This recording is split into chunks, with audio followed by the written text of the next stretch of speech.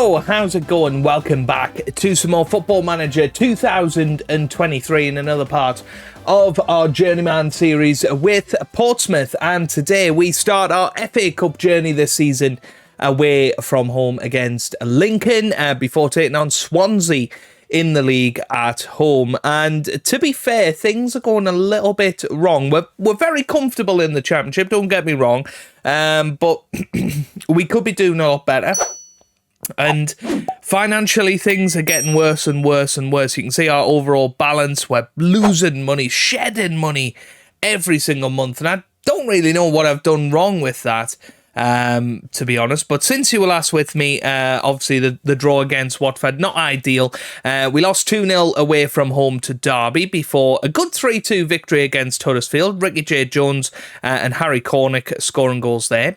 We then drew 0-0 against West Bromwich Albion away from home before drawing 1-1 against relegation rivals Salford with a late equaliser from Ricky J. Jones getting us the point there. And then we couldn't do it on a cold Saturday in Stoke. We lost 1-0 on New Year's Day to them. And we're now in 2028, everybody. Always find it crazy every time we get the new year and we're thinking about, wow, how long we are already into the future, 5 and a bit years. But we are currently in 17th place, which, you know, we'd have definitely taken at this stage of the season. We're still 4 points ahead of a point a game, which is probably what we need to stay up this season. But our form could be better. There just seems to be three pretty bad clubs this season in the league. QPR, Huddersfield and Wigan. You know, even everywhere up to Derby really aren't very good.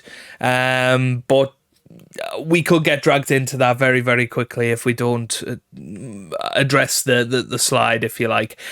Something that I do want to talk about is our wage budget has been reduced. So on the 1st of January, as we go into the transfer market, I'd got rid of some players, some deadwood, and unfortunately they have reduced our wage budget by £50,000. That is massive, which means we're overspending by 50,000. I just reduced it to be within a level that we're comfortable paying, and now we're going to have to sell quite significantly in this transfer window. We can allocate all of that transfer budget to the wage budget, and that helps things out a little bit. 40,000 now the deficit, but you know, dream on if you think about signing players in this transfer window. Potentially we can look at some loan players, and that could be our saving grace. But we have done a little bit of transfer business on the outgoings. Ty Soji has gone. Was, you know, apparently our best striker in the squad, but never really showed it. Didn't get much of a chance at our club, I will admit. You know, I only gave him 14 league starts in the 2 years. Didn't score a goal this season. He's gone to Forest Green. We pretty much recouped all of the money that we spent on him last season. And this one broke me heart. Paul Gratzel, but he was on a big wage. You know, he was on £12,500, and you know, you can't really call him much more than a flop. We had to get him off the wage budget. He was going to leave at the end of the season anyway. He was leaving on a free transfer, so I thought, let's get some money for him while we can. But never a good day when we have to get rid of Paul Glatzel. But he's not the player he was back in FM18, that's for sure. But you know, he scored 8 goals and 2 assists last season. Got 3 assists this year. Was, you know, a half decent player for us. But yeah, we couldn't quite get him to fit into the squad. But yeah, we are struggling, and I think we are going to have to sell a decent amount of players in this transfer window. You know, I'm thinking the likes of Harry Cornick, who's come in and scored 5 goals in 6 starts, to be fair. He might be somebody that has to be moved on. Somebody like Luke Cundle, you know, he's got a 7 million release clause. If we get a 7 million offer, we're gonna have to accept it, and that is devastating for me, because he's probably been one of our best players this season. But yeah, we're definitely gonna have to sell before we buy, and we might have to look towards the development centre. We have got plenty of good youth players, and that's something that we can maybe utilise. The likes of James Howells, we used him earlier in the season, perhaps bringing him in. Callum Irving, for instance, could come in and do a job. We do have players down there that could potentially come in and bide us sometime before the end of the season, and hopefully we'll have a bit of a clear out after that. Contracts-wise, not many of them are up in the summer. Stuart Dallas is up in the summer, Clark O'Dur, Nathan Lowe, and Agungbo, but other than that, everybody else on until 2029 at the very least. So, we're not really going to recoup that much in the summer from that. But squad performances then. Top goal scorer is Ricky J. Jones with 9, 6 each for Owen Dale and Harry Cornick, and 5 for Luke Cundle. Top assists is 5 for Owen Dale, 4 for Luke Cundle, and 2 each for a bunch of players. Top average rating, 7.05 for Jake O'Brien, 7.02 for Owen Dale. Right. Let's get ourselves into today's match against Lincoln City. We've had to rotate the squad quite a bit. Lots of fitness issues, but I'm hoping, we've got about a week between matches at this point. We can hopefully get our players back to full fitness before the Swansea match, but not expecting much today, I'm going to be honest with you. But Brad Young starting in goal. We've got Curtis, Ogungbo, O'Brien and Burrows in defence. Adshead and Russell Denny in the middle of the park, with Owen Dale, Josh Murdoch and Luke Cundle starting behind Harry Cornick up top. So let's get into it then. The financial situation isn't great, but equally we are looking like we're going to stay up this season. We're 11 points clear of the relegation zone, and we've got 18 games to go, or 16 games to go, I think. So, 20 games to go. Oh, I was getting our points mixed up with the number of games we've played. So, we can go out there and hopefully stay up this season. It will be a really tough summer, and I don't see anything other than going straight down next season. But we'll try and survive. And here's Cornick with a chance, hits the bar. Unlucky there. I've played, a strong lineup. Even though it's rotated, this should be a team that is definitely capable of beating Lincoln, but it's our confidence levels at the moment. They're just rock bottom. And, Lincoln, I'm sure, are in a very similar position to what we were in last season. We didn't actually have a look at that, but let's have a look at the pass map of Lincoln. Why not? It's a tough situation to be in, and I'm almost thinking about moving elsewhere, but I also like the challenge of trying to keep this club afloat, trying to keep them going. I don't really see any reason to start applying willy-nilly for other jobs, but if one comes along, we'll consider it like we do any other job. Curtis in there, Murdoch hits the post, that was close. But of course we will consider our options if the right team were to come along, like we always would. We try and make realistic decisions within the series, in terms of wages and a multitude of things. But yeah, we'll see how it goes if and when that call comes. But we're coming in on 2 years at Portsmouth. It's not a long time to stay at a club in the Journeyman. I know a lot of people have asked me, they've said, I'm thinking of doing a Journeyman save myself. How long do you stay at clubs? How do you know when to move on? And generally with my Journeyman series anyway, I look to complete the job, if you like. We were Chester. My job there was to keep them in the division.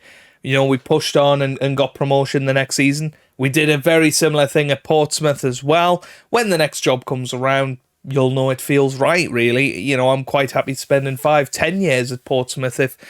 If that's what we do, then that's what we do. That's the beauty of this series. I think it tries to represent a real life managerial journey, and I'm not looking to move around every single year, but if the right job opportunity comes up and we get approached, then that's exactly what we'll do. Now, the last thing we want is a replay. So Harry Cornick's going to come off. Ricky J. Jones is going to go on. What else can we do? Nathan Law is going to come on for Russell Denny. Poku is going to come on for Owen Dale. And Thomason is going to come on for Adhead. That's 4 changes. Stuart Dallas can come on at some point as well. But 20 minutes to go. Might actually go attacking here. Encourage the team a bit. Apparently Burrows needs a rest, so we'll bring Stuart Dallas on. We've got 10 minutes to go here. Come on, boys. Let's do this. Here we go. Stuart Dallas with the throw. Gets it to Murdoch. Now, Jordan O'Brien, who for the most part has been a very disappointing sign, and so glad we spent 1.3 million on him or whatever in the summer. Here's Curtis on the right-hand side. Good ball forward towards Poku now. Poku, can he get it in? Ooh, that's a very, very poor pass from Poku. And, well, here's Dalla now on the ball. Gets it to Whittaker. Whittaker still going. Cuts inside with it. Now gets it to White. Header from Dallas. Beautiful. Here's Cundle now. Cundle on the ball. That's forward. Ricky J. Jones chases. And he gets the first touch. Oh, and that's just a man deprived of confidence at the moment. Last season, he would have knocked that into the back of the net. And full time. And it will be a replay. And that's just where we are at the moment. We're struggling to score goals. We're struggling to play with confidence. I think we'll win the replay, but we certainly didn't need the replay, and that's a little bit annoying to say the least, because that's now going to get in the way of us progressing in terms of our fitness levels. And yeah, you look at that now, and, you know, I said it a while ago. I said 1 win in 7 wasn't great. 2 wins in, what's that, 13? 2 in 13? That's not fantastic. It's very mid-table form, and at least we're picking up points here and there. But I'll tell you what will make me feel a whole lot better is if we go and beat Swansea. Okay then, a few changes for this Swansea match. Jake O'Brien and Sean Raggett return in defence. We've brought in Ben Cottrell, who has returned from half a season at Millwall. He went out on loan. We're giving him a go. You know, he never really did a lot of good play last season in League One. But we'll give him a go. We'll see if this might be the answer to all of our problems. We're going with Russell Denny on the right-hand side, Cundle in the middle and Owen Dale on the left, and Harry Cornick up top. That's a combination that worked quite nicely at the start of the season with Russell Denny and Luke Cundle linking up and contributing goals to the team. So we're trying to bring back what was working previously and see if that helps us with our form. But yeah, I've had a look into some loan signings that just isn't really a great deal out there. I'll try and get some in for the end of the month, but honestly, I think we are going to struggle. I'm really happy that we've got Ben Cottrell back, actually, because we've lost quite a few. Harrison Burrows is injured. We are going to bring Logan Pye on for him, who is a 3.5-star player these days. He's developed really, really well over the last season or so. You know, very much was not our first choice player at left back down in League One, but has developed well. And well, there you go, a goal from a set piece. That's a rare occurrence. And Cundle getting it in, Raggett with the header. Works perfectly for me. 1-0 to Portsmouth. That is exactly what we needed there. Cundle whipped it in beautifully. Raggett was there, got his head on it, and it's into the back of the net, and it's 1-0. Perfect. Great start. Right. Let's pop league table on there. That would move us up to 16th, which, you know, I keep worrying about relegation, but we are well off it at the moment. And this the odd victories here and there, that's really what's going to help you. And we need to remember, we're not a team fighting for promotion. We don't need to be winning every single week, grinding out those draws, getting the odd victory. That's going to be the key to success. Excellent tackle from Russell Denny there. He has had said, gets it forward to Cottrell. Now Russell Denny, what a goal that is from Reece Russell Denny, who has put it into the back of the net, and it's now 2-0. He started that attack there with a brilliant tackle, and Cottrell getting in there, and I believe he potentially had the assist, did he? It was Adshead. Who passed it to Cottrell. Cottrell over the top, and Russell Denny straight into the back of the net. And beautiful to see Ben Cottrell on the assists board. He's just come back to Portsmouth. He's looking to really prove a point and want to get into the team. And what a perfect way to do it. He's back into the side, gets a start today, given the nod, and he's gone and played a beautiful ball into Russell Denny, who's stuck it into the back of the net. And 2-0 now at half-time. And, Swansea are a team fighting for playoffs realistically this season. They're a very good footballing side, and we're 2-0 up at half-time. That's more like it from us. Here's Cundle, gets it to Adshead. That's over the top, and Cornick runs onto it. Couldn't quite get there, though, and Walton snuffs it out. And what's he going to do with it? He throws it out to Darling now. Darling to Grimes. Darling again. Now here's Ekong. Now to Darling, Grimes, Manning, forward to Rogers now. Here's Grimes, that's forward. Cilia with a chance. Oh, what a goal. Wow. Swansea back into the match. That was a lovely little move forward from them, and very good finish. Nothing our defenders could do there. That was just really good play, and sometimes you got to admit that. Here's Ekong. Building from the back again. Aguilar. Here's a ball on the right-hand side. Swansea coming forward again. This is good play from them, but Curtis cuts it out brilliantly. Manning. Now Rogers. Oh, switches the play nicely. Is Pye going to get there? Oh, he doesn't. He gives away a penalty. No. Well, this match has turned around in 5 minutes. And we're focusing on Brad Young here, trying to make a save. And he does! What a save as well with that penalty. Wow, that could be massive. What a massive save that could be. Because that keeps us ahead in this one. Wow, wow, wow. But yeah, Logan Pye now having the best of times. I think we might have to take him off for Stuart Dallas. I know he only came on himself, but I'm not afraid to substitute if they're playing poorly. Daniel had said decent game. We'll bring Thomason on for him. Cottrell, really impressed with him in this match.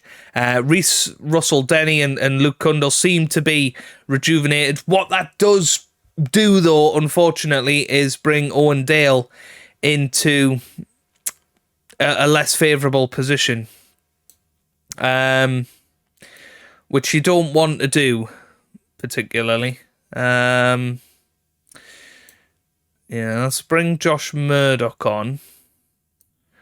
Do that and that. Yeah, Cundle back into the midfield. Be interested to see what he can do. Let's put Cottrell on the left, Cundle in midfield, and Josh Murdoch on in behind the striker, supporting that role. Let's see how we get on in this final 10 minutes. It would be nice to finish off this match with another goal. Here's Cundle, whips it in, Raggett with the header. Oh, and it's Cottrell. Oh, it's offside. Wow, I mean, Raggett with the header off the bar. Did that cross the line? Let's have a little look here. Cundle with it in, Raggett with the header. Oh, that was very, very close. Goal line technology apparently showed it wasn't a goal, and you can see clearly it didn't cross the line. I think we were robbed a few games ago with that. It could be another one here. Cundle into the middle. Raggett was there again. And here's Josh Murdoch, gets it to Thomason. Oh, what a goal that is from George Thomason. Beautiful goal there from just outside the area. Whipped it round with his left foot. And that has sealed all 3 points for us today. And again, Raggett was there. It was Murdoch that got it. Then to Thomason. And he just absolutely curled it into the top corner. And it's now Portsmouth 3, Swansea City 1. Here's Manning. Ooh, that was a poor ball. And, Swansea under pressure, but managed to escape it and actually turn it into a bit of an advantage. Their franticness has turned it into good tempo. Grimes gets it forward. Raggett tries to get there. He clears it, but only as far as Aguilar. Aguilar again whips it in. Young comes out to collect. That was great from him.